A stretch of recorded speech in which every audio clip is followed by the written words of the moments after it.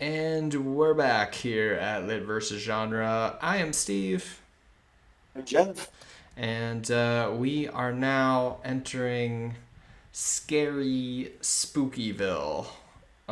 Here. that's obviously the definition of the back and forth. Yep, Scary Spookyville. very spooky. We have Aes Sedai'ville, and this is Scary Yep. Spookyville. We're And being consistent. That's good. That's good. well, there and the name of the actual place becomes like one of like a kind of an issue, if I'm remembering correctly. At some point in this chapter, there's like Well, yeah, we get into it with all the names that it's involved because I mean you got the name it ends up being called, and then you got the translation of that name. right, exactly. Yep. So, but Scary Spookyville is what I'm going with. Oh, I can't. Well, okay, y'all got to see the volume that I just turned up. It looks Uh, so like cool though, because it's the name and everything. Oh, it's sweet. All right, so let's get into it. What's going on first? They're all like, "Oh, this is a real city," so it's just huge and massive and amazing. It's Laugh. crazy. Yes, you marked it. Wait, this laughing up his sleeve. Yeah, yeah. I feel like we talked about this before with like making fun of them about like their reactions to the city, and obviously you being skeptical about Tom throughout that, right? And like why he was doing that. And I enjoyed the through line of Rand realizing um, sort of belatedly what was going on. Oh yeah, yeah, yeah, yeah. I mainly highlighted that because I don't. This is a strange saying. I mean, I guess all sayings are strange, but Right? Because laughing yeah, people up were like his laughing into his sleeve, right? what Like is the etymology right here? the up his sleeve. Yeah, there's another one later that Moraine does that I was just like, chef's kiss. It's amazing. Like, we are the hare and the hounds set the chase. I was like, good, so good. Oh, I thought this was also really funny on a text level. So he's talking about they go into the building that they're gonna like camp out in for the night, and then a few ragged wall hangings faded to a dull brown that looked as if they would fall apart to touch. Nothing else. That was just like such like. I felt that was so intense, making it its own sentence. I thought it was like, is this important that there's nothing else in here? There Why is is this nothing like else. why is Then this so like set off in its own sentence? I had a moment like that where it's like the Edmonds fielders look blank face, land noticed. That's it. That's the whole sentence. Just land noticed. I'm like, what? Oh, Like, really? Put that in its own sentence?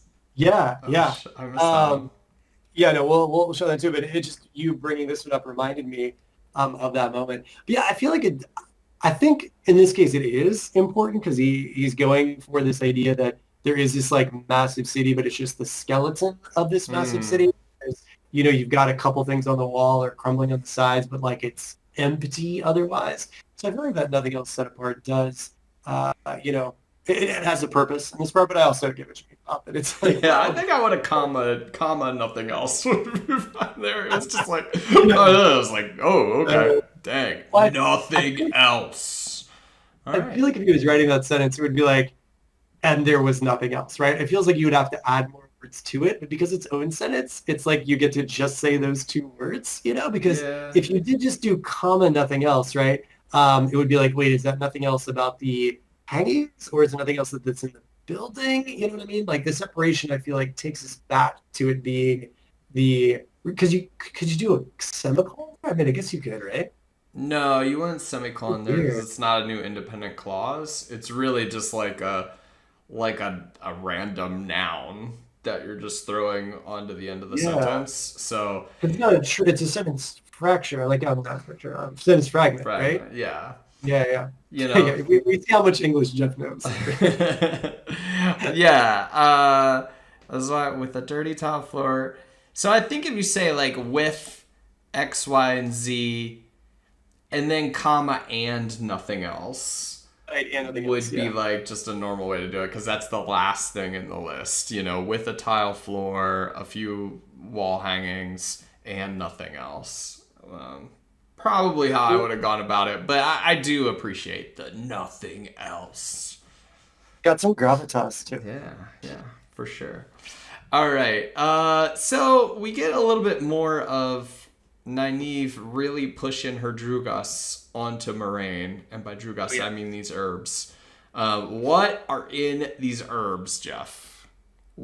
Well, What? she says, I help them, even if I don't like them. She's a giving person. Even if Uh, I hate their guts, I will give them my Drugas. which I do. Which I hate your guts, but I'm still helping you. I feel like we get like a little moment of Nynaeve because sometimes I don't think quite yet, but sometimes in later books people are like Nynaeve. But I feel like we get this nice moment where she's like, there are many things. What the heck are you talking about? Like, it's right around here where she like admits that there's things she doesn't know, but asks what they're talking about. But it's in relationship to, of course, this like this little shade that Moraine throws Nynaeve's way with she simply does not know. Yeah. Well, I think like even what I was interested in here, um, where like people are kind of questioning her herbs. Who is this? Is this Land? Who Yeah, Land? it's like Yeah, and I was like, yeah, Land. I'm a little suspicious of this too. Like, what? Again, I people feel not you. asking questions like, what are in these herbs? And then Moraine's like, she means no harm. I was like, okay, well, I mean, do you know that? And then she's like, she simply does not know, and they all kind of like make fun of her for that. And then Moraine kind of dodges that. Like, I don't believe Moraine's reply here is what she was actually talking about, that you don't know. All I Yeah, truly need I is a think she's little going rest. right. That's like a politician dodge right there. That's not what you were talking about, Moraine. That's what makes Moraine so amazing. Makes her gangster. I answer nothing. All right, so pushing her herbs on her. We got some more herbs. Oh, here's where I thought like, oh, it is gonna be spiders. Remember at the Oh, right, end, I you was did like, it's predict gonna be Predators. spiders. I was like, oh You no, there's did, you did. cobwebs in the alley. It's gonna be spiders. Yeah. But, Spoiler: it is not spiders. but Okay. instead we get a bullet. Okay, before we get to Mr. I Fair forget enough. his Fair, name. fair enough. Fair But enough. so here Matt starts thinking about a dead man speaking with my mouth, and they Right. really like straight up bring up reincarnation now. Like this is like out in the open. The Yeah. dead can't. Well, Tom like is kind of like always putting the poo poo on stuff, and so they're like, What if I really am, this Right. person Right. reincarnated?" And he's like, "The dead can be reborn or take a living body, and is not something to speak of lightly." So this is pretty much like, yay, dang, this is on, this is happening. We get kind of like as close as I get to confirmation, I guess. Yeah, I was wondering if you were going to talk about this part because obviously we've discussed previously sort of the, Jordan giving us these different people that, is he the one? Is he the Mm-hmm. one, right? And obviously in this part, we're digging more into the idea of, Matt being the one. So yeah, I was wondering if this was, I know before you said you just want to know who it is, and you're kind of like tired of the back and forth. And I was wondering if this felt that way or it just felt like more of a natural progression for Matt to be thinking about this stuff since he said crazy things. And then we do get this like sort of overall conceptual confirmation from, of what's possible in the world from um what were you just kind of gliding right through this or were you like more of this? I'm just curious, the reader's Well, perspective. I do like for the characters to be as smart as the readers. So I want like if the reader is suspecting this, I want the characters to suspect it too, because they would, because they're people Yeah, with brains who are in the situation. So I right. I, I am glad, like, yeah, just to kind of have this out. And then again, I'm a little annoyed by Tom because I'm eternally annoyed by Tom. But that he's kind of like, he says yes, the dead can be reborn, so he's like confirming this thing, but then he quibbles about what Moraine said. She said the blood, not a dead man. And so like he's just saying this because of the blood, not because he's literally the reincarnation of Aemon or whatever. But I feel like that's still just like straddling a little bit the like, is it, isn't it sort of thing to keep you guessing, I guess, even though, I mean, I'm pretty sold. We're all talking about it. We're all like suspecting this, what's going to be like the swerve away from that Right. that will be fulfilling or interesting. Well, that's sort of what you had predicted previously, and I apologize if I misquote your prediction, but I believe you had predicted previously that like different people would be reincarnated versions of like different, Right. old timey folks, right? Right. And so, it could just be that, right? Like it could just all end up being reincarnation. But I think what's being, shown here is potentially a variance in like degree, right? Like there's one thing to be reborn and be the actual person again, versus just having like echoes of that, bloodline in you, basically. But, I do get what you're saying too, which is if you're here to find out who is the reincarnated Louis Theron, it's like stop quibbling with me, like just let's make this the thing, right? But I think what Jordan's doing is kind of a more, levels within the magic system of reincarnation, as the case may be. All right. Well, yeah. That's the other thing. I mean, if they're only like half reincarnated echoes or something, I feel like that's weak. I feel like just go whole hog, Go, Like, just make it boom. Reincarnation. yeah. Well, okay, so this brings me to comments. We had lots of great comments on our video last week, but I wanted to talk about one comment because I think it bears directly on this. Okay. Oh, wait, why am I not? Oh, dang. Huh? Oh, this Oh, is all my behind YouTube that we're behind looking the curtain, at. everybody. Oh, here it Behind is. the curtain. I went to the wrong one. So you get to see all the YouTube algorithms that are suggesting to me, including our own video, which I love that YouTube does that. That's nice of you, You too. know, I mean, I do want to say shout outs to all the comments. Really do appreciate them. Mean a lot. But please, Steve, go ahead. yeah. One But I wanted to talk about Steve's comment here because I love this comment. For your lit side, it's the story of a young man struggling to accept the greatness within and the responsibility that comes with it when he wants neither. He's Dorothy, could have clicked her heels and come home from Munchkin Land, but she needed the journey to come to believe it. And it wouldn't have worked without the belief. So this sounds very compelling to me, right? It sounds like a clearly defined problem and a clearly defined character struggle. I do not have this yet from the book that I'm reading. This is not what I'm being given. I'm being given Mystery Land, maybe not Land. I'm not getting this awesome thing that Steve is giving me here. Now, I imagine like I will get that eventually. And again, like we were saying, maybe this is the reason why people really gravitate more towards the later books and feel like those are stronger, because I think this mystery thing is weak. And this is what I'm saying about mysteries being weak. If you tell me he's the one, you tell me what he's struggling with, you tell me what his character conflict is, I care more. If you hide that from me, I feel like it's harder for me to connect with what the problem is and what I'm supposed to care about. Right. So yeah, no, I mean, sorry, go ahead. No, I mean, so that's just kind of my big thesis so far, that like I would say just tell us and let's get on with the real meat of that problem once that problem is clear, Steve, then we'd only have like 3 books. Nah. But I do totally get what you mean, and this is, as you mentioned, something we talked about, where in later books we do know which of these guys is the Dragon Reborn, assuming one is right, of course. But and then we do get that conflict, right? We get many books of that conflict. And yeah, the question is, can you create an interesting enough read waiting for that, right?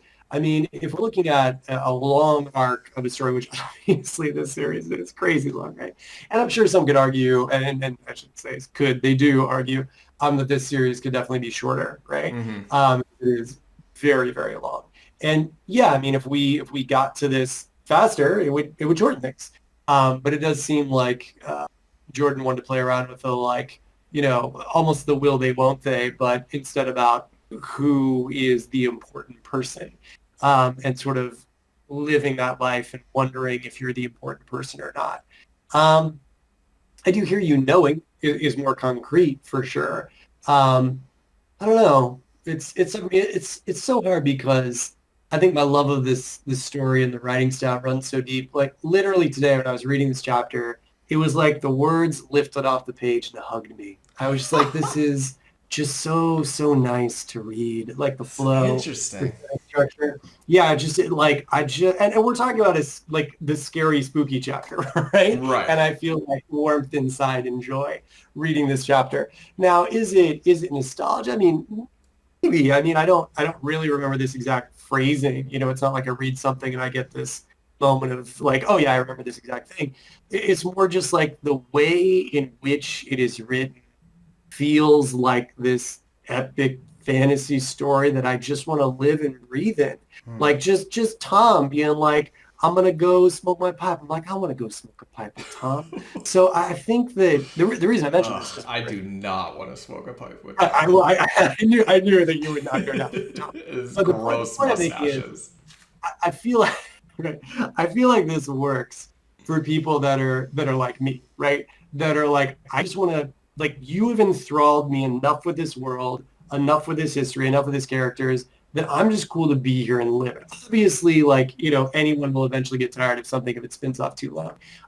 But overall, like I'm cool. Yeah, let's run from stuff. Let's see what happened. Let's slowly discover this world and who we are in this world. And just finding out right away would cheapen some of that epicness to me. I think part of Hmm. what makes epic is length. Now, obviously, we've talked about the Hobbit and Lord of the Rings before. Obviously, Tolkien did this incredible thing of making something so epic that is actually incredibly short.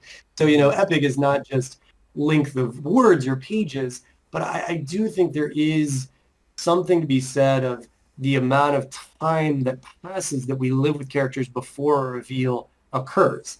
Obviously, if you're not going to keep reading because you don't have that reveal, it's not working. But I'm just trying to speak to other people that I think that are okay with it because they're enthralled enough by the world. It's okay. And then when the reveal does happen, we'll carry more because that's like the next thing we're learning, and then the thing after that, the thing after that. So that's just sort of my take on it. Though I do hear what you're meaning from a more traditional sense. If it was just like a one-off movie or something, yeah, let's get in there right away, find out who it is, and have him deal with exactly that little nutshell that was listed.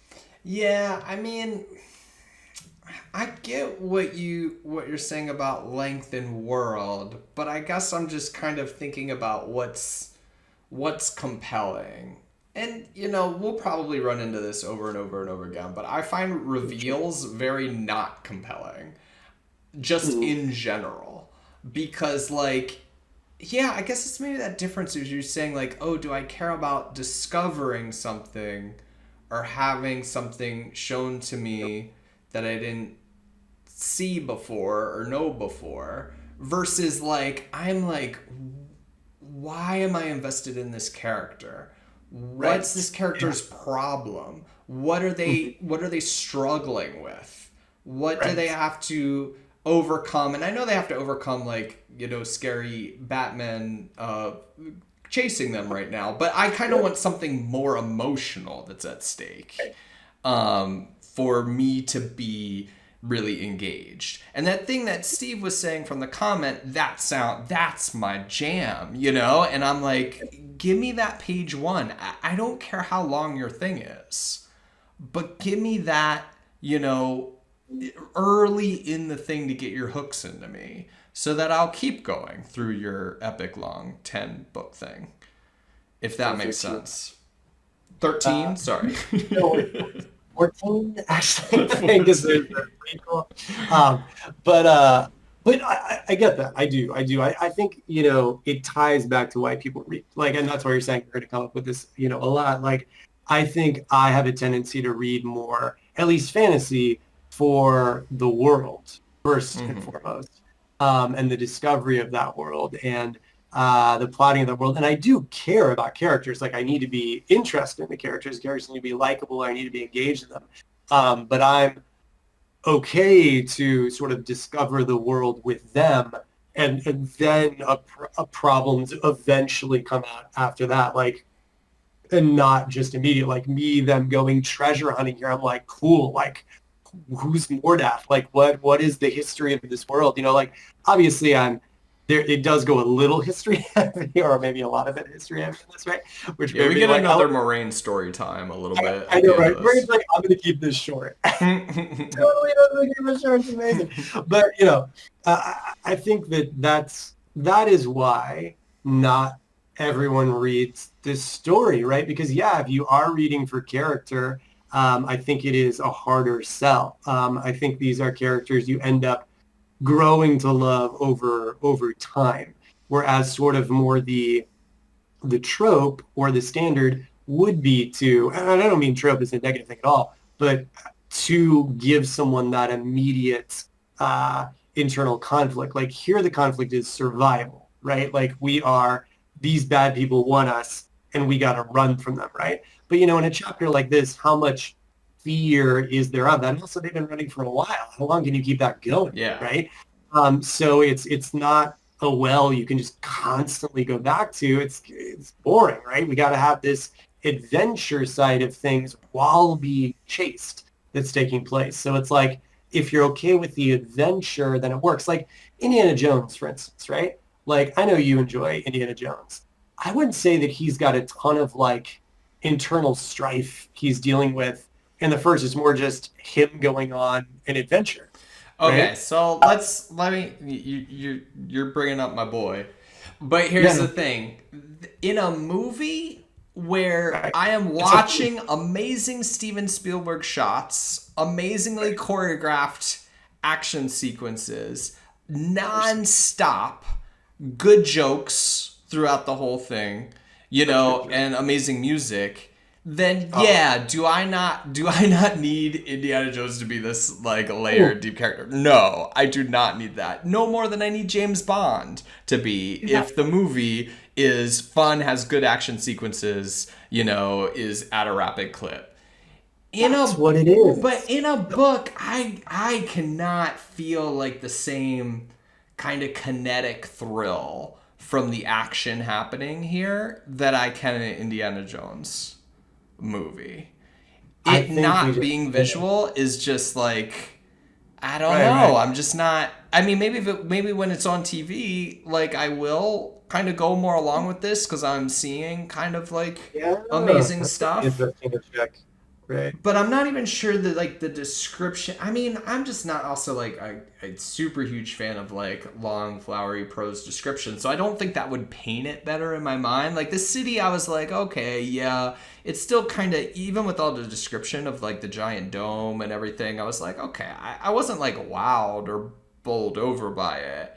Yeah, Um, yeah, no, it's not like that. It's that there are some writers in fantasy that are more known for that style. right. We should read a chapter of like Name of the Wind just to get a reaction and a Robin That's off. That's interesting. one thing. Yeah, maybe I would Um, kind of go more along with that if it was like really popping off the page, you know? Yeah, yeah, just because that those like usually when it's asked like what are the more sort of literary style writings or like more purple prose, usually it's like Patrick Rothfuss, Name of the Wind, or Robin Hobb that's brought up. There's definitely others too, like Ursula Le Guin with like Ursi and stuff, but it would be interesting to not necessarily go through those other novels, but see because I think we just found the thing. And what I mean by that is you just brought up that there are other aspects that if you're being entertained by that, then it's fine, right? And obviously the things you brought up in Indiana Jones are amazing. But when you talk about those things, that's the feeling I get from world building and exploring. So I think that's it, right? Like Mm. to me, that is like I'm listening to an incredible John Williams score. I am getting this. I wouldn't say the action is crazy in this. There's other books like R.A. Salvatore that I would say the action is incredible, and I would just be reading it for like the sword fights and whatnot. Mm. That's not so much this later with some of the magic for sure. But here I would say like the world building, the cultures and stuff like that, that's those aspects you were just talking about. And so you're right, without that, right, if you don't have the musical score, if we don't have the action, if we don't have there's some humor, but definitely not the same, not popping to the same degree. Mhm. And if world building isn't your jam, yeah, what are you left with? You're left with character and motivation. Obviously, that's universal. So I think that that gets talked about a lot, right? Because that is something that every story can have and probably should have at least some of. But that is a reason why it can be more important in novels for readers like yourself that there aren't these other things that are they're drawing them. I bet in, and I shouldn't say I bet I know this for mystery readers, which obviously is a huge market, right? The thing that drives them is figuring out the who done it. Not everyone. I don't want to paint like a broad generalization, but like this including everybody. But I think a large number, just like with romances, people want to see them get together, right? It's like what's driving that narrative, and I feel like what's driving this narrative is the world. It's definitely stronger than the character to me of like the internal battle that Rand is going through. Mhm. Um, and I think that creates a problem for some readers. Yeah, I mean, I was thinking about the mystery novel thing too, and I have not read a lot of mystery novels at all, to be fair.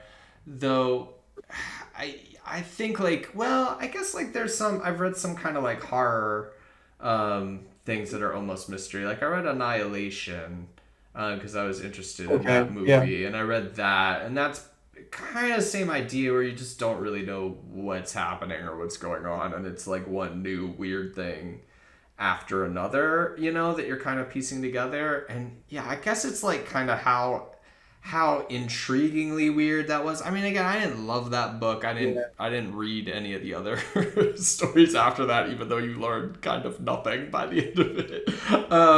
But like it it just seems like a hard sell for me. Like it seems like a heavy lift to go like my mystery is going to be so intriguing that unless you're like just someone who jones for that you're going to get people to come It's a along large with reader it. population. Yeah. No, Mysteries is really popular. I hear you, but I also think like those also like have a very set up. Like I think we were talking before what the structure of the mystery is. Like you not just have a mystery, but you know what you're supposed to figure out. Like you know like the rules of what you're supposed to Yeah, figure out, which Annihilation does not do in any way, which shape, makes or it form. compelling. Wait, what? I was just saying, and that makes the mystery more compelling. Like, obviously, this novel is not written as Right. a mystery. It has its core structure, but if it was, then that could be more like Yeah. going us along. I also think mysteries, not all of them, but I think they lean a lot on like uh, a lot of research because I've listened to like David Balducci, I might be saying that name wrong, Baldacci, and some other, mystery writers. And it's, amazing the amount of research they do. So Mm. you're actually learning as you read the books too. You're learning how like a nuclear reactor works Mm, and stuff like that. mm, I think that's something else that can make those interesting. Where here, like, I mean, maybe we learned how somebody farms, right? But it's not like we did, So I think that that's something that we're not getting either. But it's so fascinating to me to like run through and think like, what are all these aspects that would keep a reader going, right? The humor, the some writers do post music for you to listen to while you're reading it. mm. Like they've got a All right. recommended music disc. All right. Like they're trying to make their own score. So oh man, it's so cool. It's so again, I didn't think we'd be talking about any of this for this chapter. I thought we were talking about like Balloon Man and Treasure. But this is all so interesting to me. But yeah, no, I hear what you mean. The story that's listed there, I think you would find really compelling. I think that's the reason why you would like later book more than this book. And we'll see how you feel by the end of this. I am obviously incredibly curious to see, if when we journey this amount again, where Steve is at with this Yeah, experience. I'll reflect on things that like aren't character based that I'm really into in books. I don't know in a book I would ever put those things over what the character's dilemma is. As far as like I can carry through this whole book without having that aspect, and I still like this book. Like even on a Yeah, I mean, base level. Like there are it's got to certainly be things there. there's certain Yeah. things that are literary that are like all style, it's almost all about language, or Yeah. again another kind of genre that I've already on the record I think hating are like philosophical novels where it's all about like the idea and the philosophy, and it's like no, just write a term paper. Like you don't need to like, if you're going to write a story where I care about that character. And if not, then I don't know, make it an action movie or something, or make it, you know what I mean? Like, it's like, I'll reflect on this because maybe there are things in novels that I'm like, okay, this can make up for a lack in this area, but right now I'm kind of skeptical that there's Well, yeah, anything I like that. because now I'm thinking about, what's the book about the gorilla? Ishmael, right? Um, I think the reason why some people write philosophy in the form of a story is because a story can be more compelling than a term paper, right? Like you can almost you can like teach somebody. You Mm-hmm. can teach someone a lesson by telling that lesson like in the framework of a story. Yeah. Because I don't really remember being super compelled by I mean, maybe I was somewhat the struggles of the characters in Ishmael, but it was more sort of what they were learning of the philosophies that were being revealed in Mm-hmm. the conversation, you know? Um, but yeah, I mean, obviously, again, we're getting into preference of why people read, what format people prefer for their reading. For me, like usually, fantasy stuff isn't as good when they try to do live action because most people don't have the budget. Like I prefer it animated because you can actually do the crazy, wacky things, right? Mm-hmm. So I do hear you about like, hey, just make it an action movie if that's what you want to do, right? Like, why bother putting it on the page? But then you get into like, can you get your script sold, or at least the book you can control? It's like Michael Crichton wanted to be a screenwriter, but he couldn't get his stuff published, so he became a regular novelist Mm-hmm. as a way to get into the movie industry. Right. So there's so many factors to consider there. Oh, it's so cool to talk about. All right. Well, yeah, we will get into that because it'll probably keep coming up because there's lots I Sure. have to say about that. Like Michael Crichton, I was as a kid a huge Michael Crichton fan, and like that was again mainly because his ideas are so kind of off the wall, and yeah, like you Right. felt like you were learning about science like Exactly. constantly in every single thing. And I did go back and reread Jurassic Park not too long ago just out of curiosity, and like I was like, yeah, it kind of kept me going, but I definitely wasn't as like rabidly into it like when I was a little kid. I do wonder how much of that is a first read, like books that are more mysterious in that way. Like Mm-hmm. I wonder if they hold up as well on the second pass, or a third Yeah. pass. I mean, it could obviously also just be that you read it. But yeah, Well, because I read that and liked it, but I haven't read it recently for sure. right. And like another one that I do think is a miracle of a book. So I'll put this out. But the Hitchhiker's Guide series, yeah, the characters are all silly. It's all ridiculous. It's a straight comedy. And I think it's the they're jokes carry. they're so and it's kind of amazing in prose what he does. Like I don't think there's been any other book outside of I think Catch 22 where I have laughed out loud at something that I just am reading, like on the subway or something, and I just read it and laugh. Like that seems so hard to me to pull off, and that Douglas Adams pulled that off not only like once or twice, but consistently through like 5 books, and also the Dirk Gently books. That's amazing. And yeah, like I happily blew through those because they were so funny. So that's one. Yeah, that's one where I'll be like, okay, I didn't need, a really big, compelling character problem here for this one. So fun facts. I've got the Ultimate Hitchhiker's Guide to the Galaxy right beside me on my Mm-hmm. bookshelf. Totally agree. Like this is a perfect example of comedy carrying it right. Yeah. I have never finished. I read the Interesting. first couple chapters, laughed my ass off, and then just stopped reading So funny. because for me, not only do I need the world building, but I need a progression. I need a clear arc Mm-hmm. of where things are going. This Mm-hmm. idea like we're moving towards something. Yeah. And while that happens in the movie, right? I wasn't feeling that here. And a similar thing can happen in like anime, like Cowboy Bebop is, well regarded as an amazingly gorgeous, beautiful anime, incredible action.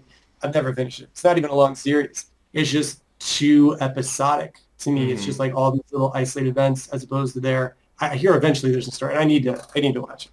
But so I do want to point out there that here it's not just world building, but they are moving towards something. Like we know they're moving toward Tarvalon. So Hmm. for me, I think that that's enough, right? Hmm. Like crazy cool world building. We're moving towards something and we're discovering things about the world. But it is, as we've been saying, like so intriguing what it is that people need to keep turning those pages. Yeah. Like what is it? The humor, the learning about science, there's an end destination. Where are we going to end up? All these different things that drive readers. And I would say all those are valid, and they're all inferior to a good character conflict. Like they all are like just like I mean, level down from that. I mean, you can maybe carry your book with them, but like it's not. that's your opinion. I That's your guess, man. I opinion. guess, man. But I mean, I mean, also, we just talked about a bunch of things that don't have any character well, yeah, but development I in don't there. like them anywhere near the level of the things that I love, and like. Yeah, I think they, like you said, I think they can carry me through. And here's the other thing I'll say. Like, okay, when you said you didn't get through Hitchhikers, I totally got that, right? Because this is what you fall into if you're not doing the character thing. You're falling into niche things. That is going to be enough for some people, but not going to be enough for others. Whereas the character thing feels universal to me. If I you mean, I don't think any one thing is enough to get through for to drive any reader. But I mean, I hear that there's a universal human condition associated with it for sure. Yeah, I mean, I think that's enough. If you have that, that's compelling. You could be in any genre, you can be in any, and I know some people won't give other genres a chance, or like oh, this is, you know, suspense, I don't care about this, or this is romance and I don't care about this. But I think like you have that thing, you can get the mass audience. And if you look at things that are like really successful, and this is really successful, so I'm wondering a little bit if this is like the, first season itis thing that I'm feeling right now. Like how, I don't want to recommend Breaking Bad to people. Like if I recommend Breaking Bad to people, I say start halfway through season 2 is where you should start with that show. Are you Because serious? yeah, because I think the first season is trash. And I stopped watching it when like I first Okay. started because I think it's the same thing that's going on here, that Well like set up. it's all set up and it's all like these little suspense traps. Like every episode is just about, oh, intellectually, how are they going to get out of this jam? Oh, how are they going to get out of this jam? Oh, they have to dissolve the body in the bathtub. Oh, but that causes the acid to eat through the floor. How are they going to get out of that? How are they going to get out of this? And it's all just like these little suspense setups that are just plotty, and I just didn't care. I like did not care if they got out of, like I understood, oh, you'll go to jail if you get caught, doing all the things you're doing, or oh, now you have these, gangsters after you. But honestly, in that show, I think the point that it turns is when Saul shows up, and when that main villain guy, I forget what his name was, but he's played by that wonderful actor who's also like the villain in The Mandalorian recently. When he shows up, and like everything just suddenly kind of opens up at that point, and it feels like it becomes more about the characters and like Gotcha. internal problems between the characters, and not just about how do we get out of this really like contrived jam all of the sudden. There's Yeah, I think you might be right because I mean there's a ton of character conflict that will be happening Right. later. Internal, external, like these books are chock full of that. Right. But yeah, there's not a ton here because just these kids running away and surviving, right? Um, yeah, no, I And I think this chapter especially, it was so funny where when you were talking about like, oh, you were just getting this warm feeling of this chapter. I very much dislike this chapter because I thought this was like a bad horror movie. And right. I don't know I'm suspecting these ghosts aren't really going to have anything to do with anything after we're Right. past This this just feels part. like an episode. This just feels like an episode that doesn't carry on the true plot. Yeah, yeah. Yeah. And I felt like people like in horror movies were making idiotic decisions that are clearly just being made to put them into the dangerous situation. But you're I don't. but you're Uh, watching it going, why are you doing that? You know, like the girl in the horror movie going into the scary dark basement, and you're like, why are you doing that? You would not do that. You would run the other way. Like, what? I could not. there's all this treasure. Treasure, right? So let's start off first of why Oh, they think it's a good idea to go off on their own. Immediately I'm like, what? And it's so ridiculous that like I think Jordan tries to pull that trick where he comments through Moraine on how ridiculous it was for them to do this. But right. it still didn't work for me because I was like, are you've just been running for your very lives not 5 minutes ago. And now you're like, oh, we're gonna go off on our own into this abandoned city and not tell anybody that we're leaving or where we're going. This defied any logic to me that they would do this. Like I just could not accept it. That it just didn't feel like lived, like you're living the real experience of the characters here. Yeah, I think because it had been a bit in between the reads that like helped Jordan out here. At Mm-hmm. least realize because it had been a bit since I read that. But you're right. Technically, if I had read the chapters back to back, like they literally almost just died. Um, so they might be a little more shell shocked from that I would experience. think so, man. It's the same night, right? Because like the sun's going down, and they just Um, got there. yeah, let me to check this. Yeah, I think it is. I think it's. So I just thought that was bonkeroos, and it Uh, just seemed contrived to get them on their own to put them into danger. Then they run into this man, right. Mordeth, and Matt's just like, yeah, we're going with this total stranger dude who we've never seen before to help him with this treasure. And like, I mean, I'm accepting now that like kind of accepting that Matt's a complete idiot and I hate him and you know this that I feel about this. But like Right, but right. Perrin and Rand just letting him have this guy lead them into wherever, I was just like, man, that's that Um, horror movie moment where I'm just the audience member screaming at the screen, "Do not go into that dark basement, you idiot." Seems like a great idea. I know what you're talking about. I mean, for me, it works because they are kids, basically. Like they're just teenagers, and How I mean, old are they? we, Give me a so number. this is where the lack of specificity is perhaps um, but yeah, I mean, we get up to some pretty stupid things in our teens and the early 20s. I mean, and obviously, but after that. So that to me feels real. I do agree that they would still be like rattled from just they were literally fighting Trollocs. And it just feels Yeah. forced. There was nothing for the others to do but go on. No, there were other things that they could do. They had other I agree. options. They could grab Matt and like there's things that you could do. It just felt like, okay, we need to get him in the room with this treasure so he can reveal himself to be this ghost and have this like, horror movie scare or whatever.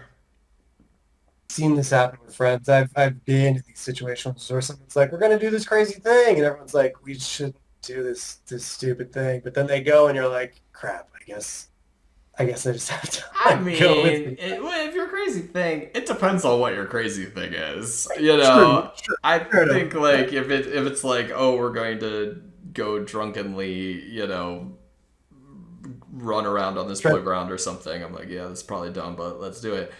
Like this, I, I mean, yeah, I get it, but I guess like what I'm saying is that this did feel like by the time we get to the end of it, did feel like marking time to me, and like you said, like a bottle episode. Like I don't see what it's going to affect with the plot, and yeah, this is a huge book. Right. I just would have cut this part. I was super not into this chapter really.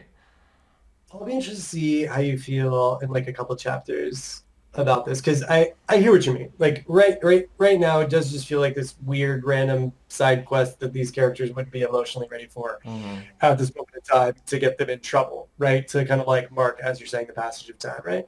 And I do wonder how much of this is sort of the discovery writing side of things because to my understanding, Robert Jordan did like a mix. He did a points on the map approach Mm. where he would know where he wanted the characters to go, but then he would discovery write their time in between. And this to me feels, I mean, obviously I can't say for sure because I do know more about where things go, but it does sort of feel like this kind of random side adventure. However, I do like the idea of there being a place that's more terrible than the Trollocs or terrible in a different way. And then what is that place like, right? Like, why is that place so much more terrible than the Trollocs?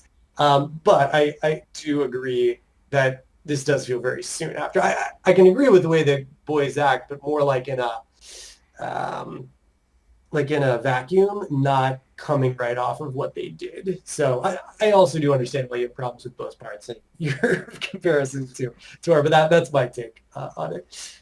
Right on, right on. Okay, well, I don't. Is there anything else at the end The that Balloon Man. that gets into this? I thought you were going to comment on the scream parts that happens because we had talked about them like getting out of trouble previously by by killing the Mirrodral, the age old, and then the drones like Right. follow. And then in this one, you've got this like Mordath who's like getting his hands like as big as they are, or whatever. But then he screams, and then he's just like huddled in a corner. I was just wondering Mm. if you were like feeling again. It seems not. It seems like you just like Yeah, I just maybe blew past it. I was like so everything. You annoyed at probably this whole didn't care at thing. all about this. Yeah, I So was literally going to say you didn't care about it. You were just like, yeah, I don't give a crap. But so okay, so I guess I'm guessing the thing that I'm supposed to be picking up on here is that he's scared of the boys for some reason, and whatever that reason is, probably is because they're the reincarnation of blah blah blah, and so like that's what got them out of this jam or whatever. maybe to me it is just kind of a weird part, and it sort of echoed what we had talked about previously. So I was just curious if you were going to bring up like C again. They got out without like for some unjustified reason, you know. Um, but yeah, that could be. That could be. Yeah, yeah, that was weird. That whole part was weird, but I guess I just kind of put that down to like weird ghost stuff cuz Yeah, what he very good. seemed to freak out about first was them saying they weren't alone. And then did they mention like that they're with an Aes Sedai or something? They say Tarvalon, which is Yeah. So I guess I assumed that's what he was freaking out about. And then right. because there was something about because they didn't touch the treasure. Oh, right. Because the whole thing is like he needs to get them. He can't take over their bodies until he gets them to take the treasure out to the edge of the city, is what is explained later, right? Yeah, yeah, yeah. And then the other thing that confused me about that is I was like, all this time, he has not succeeded in getting anybody to do this. Like, he's been trying to do this for Lord knows how long. And he's never once got somebody to carry the treasure all the way out to the edge. I'm like, you suck, dude. Come on, man. For some reason, yeah, because oh, weird. Yeah, for me, I think I just thought of it as either one that nobody ever goes here because it's so whatever. Yeah. But two, but it doesn't on the outskirts. Like we're just looking in. If you didn't know anything, it seems like you might use it for Yeah. shelter. Based on what we learned, it's not like there's like crazy carnivorous plants on like the walls or something that would stop you from going in. But two, for me, it was more like the spirit of Mordeth, like live there and then takes people over and goes out as if it's in multiple was kind of the way I viewed it. But I don't really have any support for that. We have to So find it I because don't I agree. think it was something. Um, if he ever did this, this would be bad. Mordeth will leave wearing the body of the one he worse than killed Oh, to singular. wreak It's his evil distract. on the Right. world again. And that That made makes me no sense. think like he hasn't succeeded in doing this whole time because if he ever Yeah. did, we'd all be in deep doo doo. Yeah, he doesn't seem too good at his plan. Yo, it seems terrible on this point. Uh, I also you- thought this part that's was fair. weird. That's fair. This is just an error here. Shadar Logoth, Egwene said uncertainly. I thought you said the city was called Erdahal. Egwene, where were you? She explained this straight up At the end of the last at chapter. the end of the Yeah. last chapter in plain English. Said, oh, it was called Erdahal. Now she says, very last line, your stinger of your entire chapter. She says it out loud. Egwene, are you just not paying attention? Are you just like drifting off Yeah, you're into right. space? What are you doing? That totally does look like an editing error. Yeah. Like, we had it in this chapter, but then wait, he's like going in the last chapter because she even repeats it. Yeah, in the yeah, last- it's Shadar Logoth. Let me say it again. Let me say it again for all the kids out there. It's, So come on, Egg, get with it. Get with the program here. this is so funny. I love it. I love it. That I'm like warm blanket. You're like hatred. This is perfect. I love this conversation. All right, I think that's all I have to say for this one. So okay, well, this is kind of a good setup. They're gonna have to compete with both ghosts and Trollocs at the same time to get out of here. So okay, the chase is on once again. I just want to point out some of Jeff's personal favorite highlights. Yeah. I enjoyed the way, from writing standpoint, I enjoyed the way he did them telling the story, how each of the boys starts at a different point in the story, and like we basically get Rand's justification for why he starts when he does. Yeah. And you get to see each about their characters a little bit in that way, because Perrin starts with like, here's why we left, like because he feels bad about leaving, whereas Rand's like, Mordeth is crazy. That's what I need to tell you about. Right. Where Matt's like, I found treasure. So I thought that was fun. Just that little thing. It just felt realistic, and we learned about the characters. So I do care about characters. So, I'm realizing this belatedly as I bring this up. No, But I then like the that other, paragraph too. Like that was a clever way of doing that exposition. Because obviously you don't want Yeah. them just sitting there retelling the story that you just read. So it was like a good way of making that paragraph more interesting. Yeah, I was impressed with that like way of writing it. I wouldn't have initially thought of that, but it works so well. And then knowing more, I think that there are some good setup lines in this, which I won't say now, so I don't want to spoil anything. But I'll mention them again later. Okay. That there are some moments where some like words are cut in an interesting place. But the last thing that I wanted to talk about was one that I mentioned earlier. This isn't necessarily a favorite point. It was just a moment that again made me pause. It's like right at the very, very end. It says the faces of the Edmund Fielders look blank. Land noticed. That's it. Oh, And all of a right, sudden, right. Land noticed.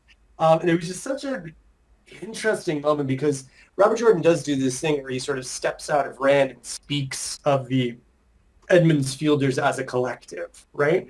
This is not the first time he's done this by any stretch. Oh, this is weird.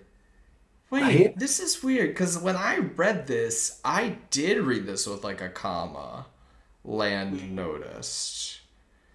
Right, But almost as if it was from Land's perspective. right, but it's a period land noticed. So then Right. like it could be that Rand noticing. Rand noticing Yeah. that land Rand noticed that land noticed. Right, but I don't think he wanted to write that, right? So we just wrote land. Yeah, but then you run into that when you're just reading Yeah, quickly, I mean, there's such a slight difference there, especially since like land is going to be capitalized either way. Like it's so easy just to yeah, look at that period and just see a comma there because that's what I would expect that sentence to do. Huh. 100%. And then but then it's like, do we even care, right? Like, even if we thought that he had broken third person limited to give you Land's perspective, it's just this brief moment, and it's almost like kind of okay anyway. Mhm. I don't know. I just found it really this like I totally just froze when I hit this. I was like, what are these two sentences? Yeah, I have them highlighted. It definitely stopped me too, but that is interesting. But I did not Yeah, notice it was a period there. Wow. Okay. Cool. fun times. Cool, cool. We're not across the river We went yet. off on that one. We went Indiana We Jones, went Hitchhiker's long. We went Guide. far afield on that. I We I'm did. scared to We even look did. at what the runtime is. But if you are still Perfect. here at the end of this video, thank you so much. And but I think people like the ones, Jeff, where we go at each other a little bit. I mean, I think it adds that character conflict, that you gotta have. I see what you're doing. I see what you're I love it immensely. So I mean, I hope people enjoy it even a fraction as much as I do, because yeah, I really find it so interesting thinking about those various aspects and which ones each person likes, everything. So yeah, I absolutely love doing this with you. This was great. All right, good stuff, man. We'll see y'all next time. Catch you then.